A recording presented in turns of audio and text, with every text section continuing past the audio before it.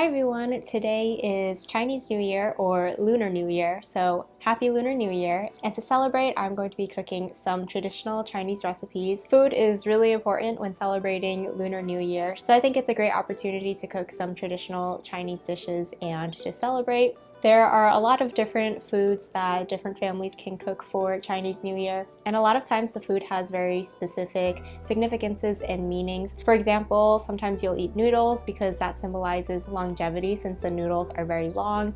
Other things can symbolize good fortune, good luck. Other than like the cooked food, a lot of times there are also these special like Chinese New Year dishes of like dried fruits and nuts and seeds, and I remember always seeing those at my grandparents' houses. Another tradition is giving red money packets, and as greedy little children, that was always one of our favorite parts of Chinese New Year because you're just getting money from all these people that you barely know. But since I'm older now, the things that are more important to me are like the family traditions and making and eating good food together, so that's what we're going to be doing today. And one dish that my mom always makes for Chinese New Year is called lo bak go in Cantonese, and it's called turnip cake in English, but it's actually made from daikon radish. But that dish is very complicated and takes a lot of steps, so I'm not going to be making that today. We also can't get daikon radish at the grocery store around us, and we live very far away from a grocery store where I can get that.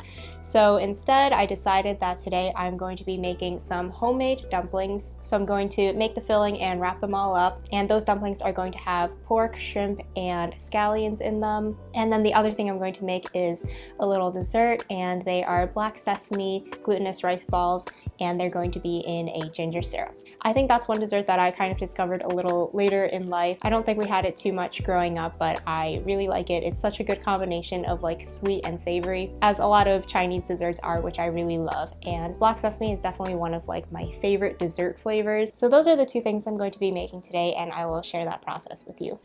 Let's start by making the dumpling filling, and I'm starting with a whole bunch of scallions, which I'm going to be finely chopping. I usually prefer to use Chinese chives for dumplings. They're also called garlic chives, but again, we can't get those where we are, so I'm gonna make do with scallions, and I'm going to make sure to include lots of those. Usually pork and chives is like my favorite dumpling filling. I'm setting aside some of those darker green parts of the scallion to top our soup with later, and the rest of it I'm going to put into my bowl for my dumpling filling. I'm also going to be adding some shrimp to the dumplings. I don't always add shrimp, especially if I'm doing dumplings that are going to be pan fried, but these are going to be more like wontons or soup dumplings, so I think shrimp goes really well in those, and I had some in the freezer, so I'm adding some of that.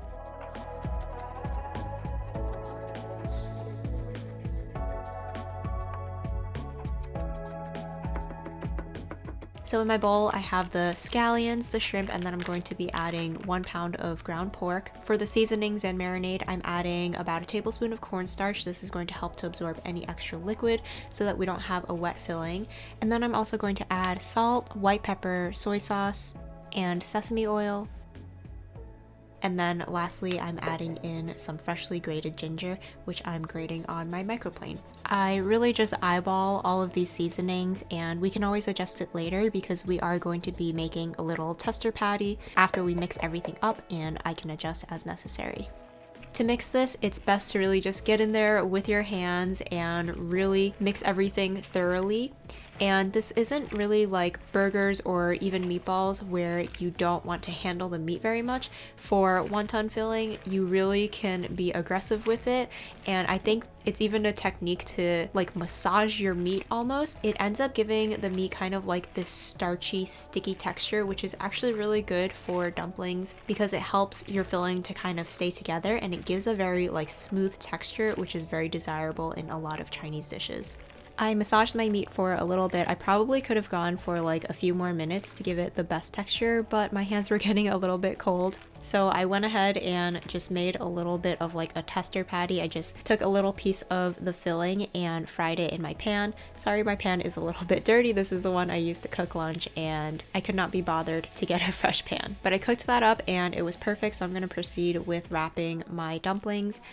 I was fully planning on making homemade wrappers for this, which I've never done because I thought I didn't have any wrappers, but I found this pack of wonton wrappers in the freezer, which was perfect. So I took it out and put it in the refrigerator to defrost overnight, and I'm going to use these. So thank goodness I didn't have to make my own wrappers because that would have been very time consuming. You can obviously see these wrappers are green, which is not typical. Usually they are like yellow egg wrappers. This is going to work exactly the same. They just added some like coloring or like vegetable puree, something to make it green, and I thought it was cool, so I bought them last time. But the regular yellow ones are great. They would definitely look a little more traditional, but since this is what I had, it's what I'm using.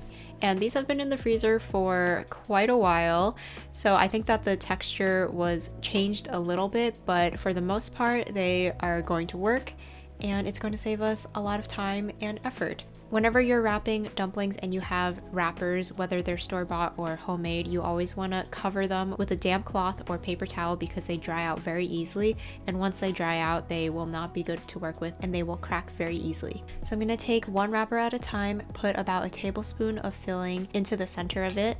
Then I have a bowl that has 1 beaten egg in it. I'm going to paint that egg on 2 sides of my wrapper and fold it in half to make a triangle. The egg wash really helps to seal those edges, and you want to make sure that they are all sealed and also try and get as many air pockets out as possible. Then on one of those corners that I've just folded, I'm going to add a little bit more egg and then fold those 2 opposite corners together to make this little dumpling shape. If you have really big air pockets, this will cause your dumplings to float and they will burst very easily. So you want to have them as tightly sealed as possible. And obviously if you have gaps, then your filling is going to come out, which is not good. There are a lot of different ways to wrap dumplings. None of them are like necessarily right or wrong. This is the way I do it, and I like how it makes these little like money pouch shapes, and they're very easy to do. So I think anyone can do this shape, but if you're having trouble, you can always just do whatever you need to do in order to just make sure that your filling stays inside the wrapper.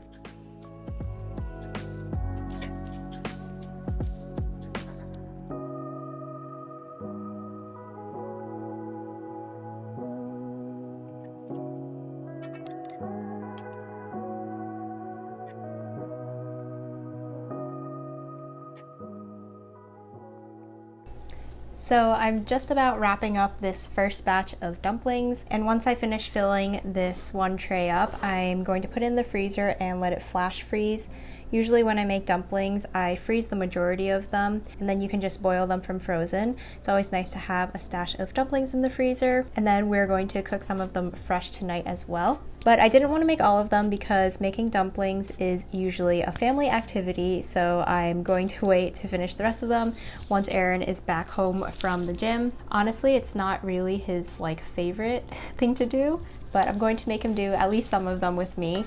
I told him that if he is married into a Chinese household, he better learn to make some dumplings. So I think this will be good that I got some of them done so he doesn't have to sit through making 50 of them. He'll definitely help with 10, but I think after that point he sometimes gets a little tired of making all those dumplings, which is usually why you have the whole family making them, because that way one person doesn't have to make 100 dumplings. You can kind of split up the workload. So after I finish making these, I'm going to move on to making the black sesame balls. So in Cantonese, I think it's called tang yuan. If I pronounce that wrong, my dad will text me right after watching this and let me know how it's actually pronounced, but I'm pretty sure that's how you say it. And basically what we're going to be doing is grinding up some black sesame seeds. We're going to mix it with some sugar and some butter, and that's going to make the filling. And then that filling has to chill in the refrigerator for about half an hour.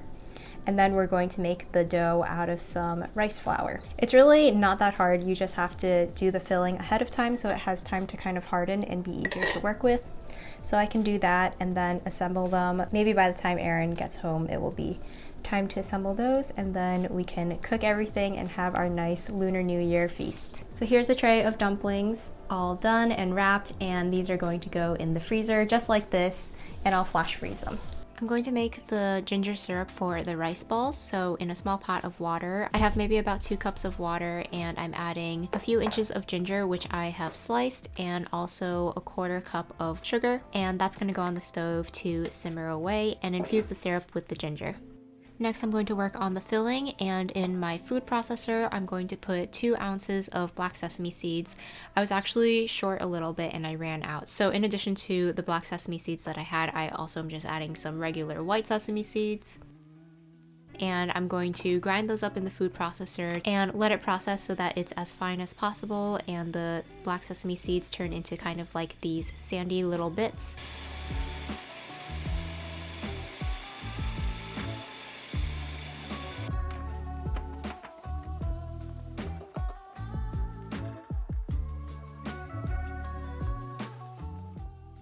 Next, I'm going to add a third cup of granulated sugar and process this again so that the sugar gets really fine and combines with the sesame seeds.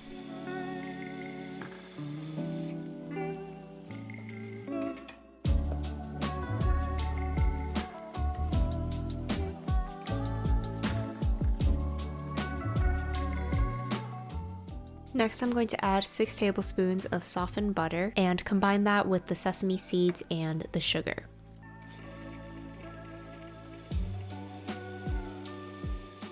Once I add this in and process it, everything will combine and form this paste and will kind of ball up on the sides of the food processor. And it's going to be really soft and difficult to work with.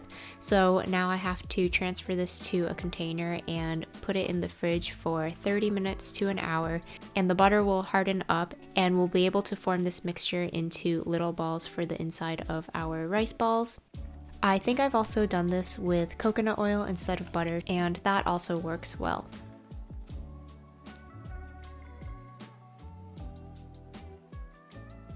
After half an hour has passed, I'm ready to make the dough for the outside of these rice balls. And it's a very simple dough.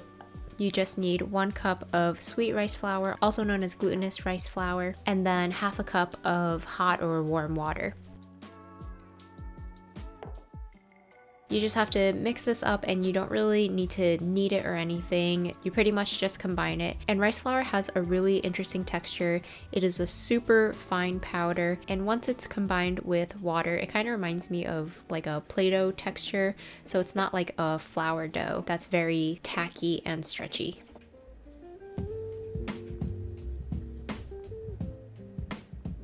Once the dough is combined, I'm going to split this up into 8 pieces, roll each of the pieces into a ball, and each of these balls will be flattened into a disc, and then we're going to use that to wrap around the black sesame balls that we're going to make. When I'm not working with the rice dough, I'm going to make sure I cover it with a towel so that it doesn't dry out. And now I'm going to form the black sesame balls that are going to go inside the rice dough. And I want to make these a little bit smaller than the rice dough balls so that they will actually fit inside. And it becomes more difficult to roll if you have too much filling for each of the rice balls. You do have to work pretty quickly for this step because once your warm hands hit that butter sesame mixture, it will start to soften and kind of melt. Now I'm going to take each of the rice balls and flatten it into a disc and then wrap it around each of the black sesame balls. And you want to completely enclose the black sesame with the rice dough, and you don't want any gaps or it will leak out when we boil it. And this process that I'm showing you should work pretty well, but this is when it all kind of went to chaos for me because I realized that the rice flour that I was using was just normal rice flour and not sweet rice flour. And apparently there is a huge difference. And I might have spoken a little too soon when I said earlier that this was going to be an easy process. It's really not that hard, In all fairness, what I'm showing you should work if you have the correct rice flour. So the whole process is the same. But when I went to boil my rice balls, it was a complete disaster. My filling was not completely closed in because my rice dough was not stretchy enough like it was supposed to be. So I couldn't seal it properly and all the filling leaked out. And also the rice flour dough did not cook up properly. So I had to actually just throw out that entire batch, and we were not able to have our Chinese New Year black sesame balls, which was really sad.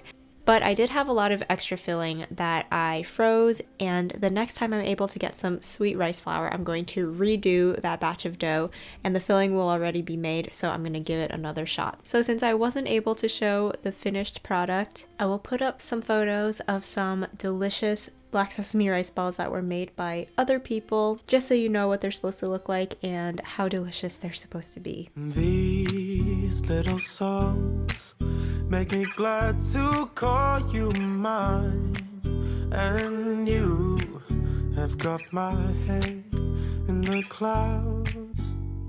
So let's just forget about that disaster and move on to finishing our dumplings. Know how to make them. No. You've done it before, but it was... Okay. Do you always have to smell everything? Yes. I gotta know what I'm working with. I using this? Why don't you have That's one? from the finished one. Oh.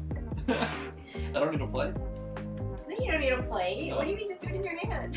I don't know how to do this. This is new food for me. Maybe like a tablespoon. Like that. Two sides. Yeah,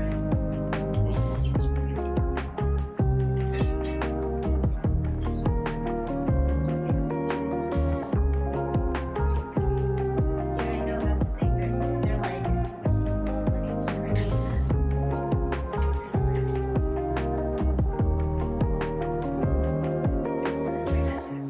try to squeeze any air pockets out. And then that's it.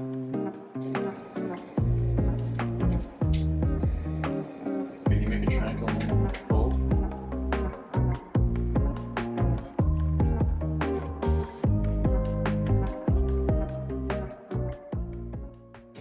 This is awful.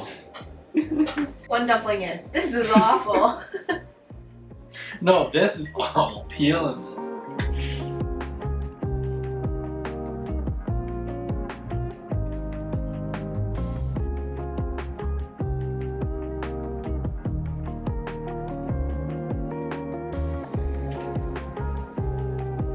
Oh no! Oh no! Oh no! This is going awful. How did that happen? Oh, that's gonna be a wet one. At least it wasn't the floor. Oh no!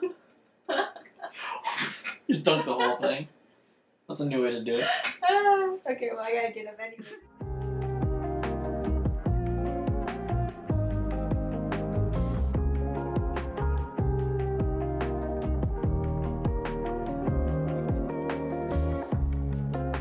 Do one with your face behind So creepy.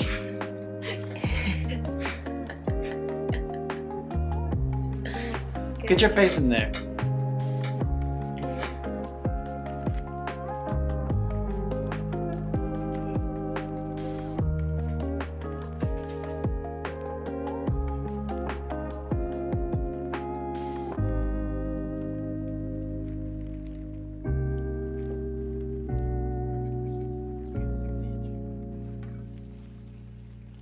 For our dumplings, we're just going to keep it really simple and boil it in some hot water. And fresh dumplings will only need to cook for about 5 minutes, frozen dumplings probably about 10 minutes. You'll know when they're almost done because they'll start to float up towards the end. And once that happens, I'll add some dried egg noodles to cook alongside the dumplings for the last 2 or 3 minutes. So we'll have noodles along with our dumplings. So we kind of cover 2 of the different foods that you can have for Lunar New Year, since the dumplings symbolize wealth and good fortune and the noodles symbolize longevity. So we've got a couple of our bases covered.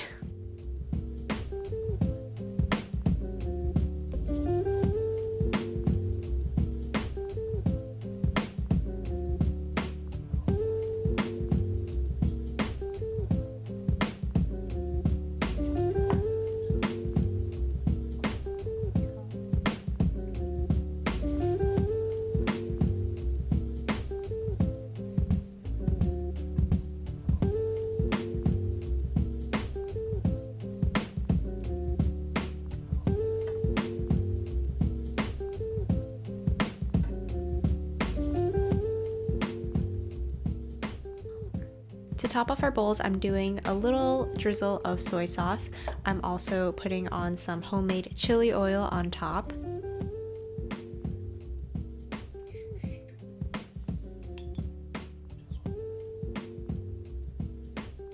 And then adding some sliced scallions for the top, which we reserved earlier. So that was our Chinese New Year meal in the end. It was maybe not the most lavish meal with lots of different dishes, and we didn't get to have our black sesame rice balls, but that's totally okay. We still had homemade dumplings and a wonderful comforting noodle dish and spent some nice time together. So if any of you celebrate Lunar New Year, I hope you had a good one and hope you have a great year ahead. Thank you so much for watching this video, and I'll see you again in the next one.